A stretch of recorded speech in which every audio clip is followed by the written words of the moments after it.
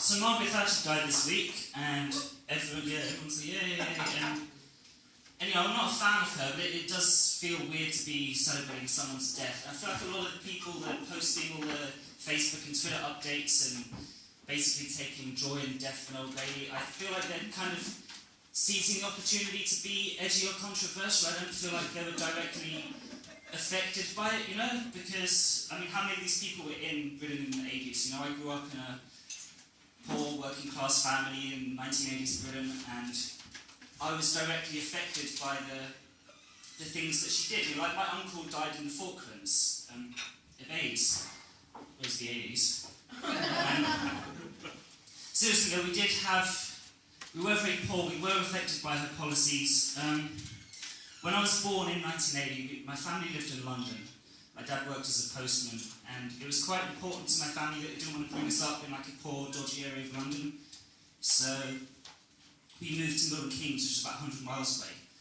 But just as we moved, Mrs. Thatcher, she implemented this policy where you couldn't get a transfer within the postal service. So my dad had to stay working in London, and so he had to commute like 100 miles on his motorbike. He had to get up at 3, drive for 100 miles, and do his postal round and come home again like just in time to sleep and do it again the next day. And obviously it's very hard, and like on the journey in, there's kind of where the M25 changes into the main road down to Milton Keynes, there's like a kind of big, kind of like, not exactly bushland, but like the English equivalent we have on the side of motorways, there's like a kind of foresty area, and there's some kind of trees and bushes about this high by the side of the motorway, and Mrs. Thatcher used to hide behind them, and she would jump out on motorcyclists as they were commuting and try and make them crash. This wasn't just for my dad, but she would do this like just for hours a day, and it was hard.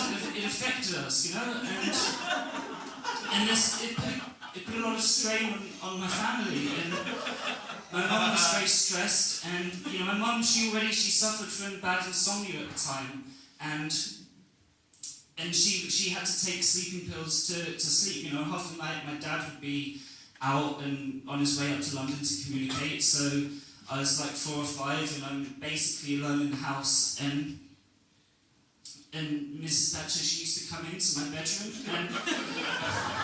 and she just used to come and like flick my balls, like. I don't think it was like a sexual thing for her, but it hurt, you know, and I was only young, and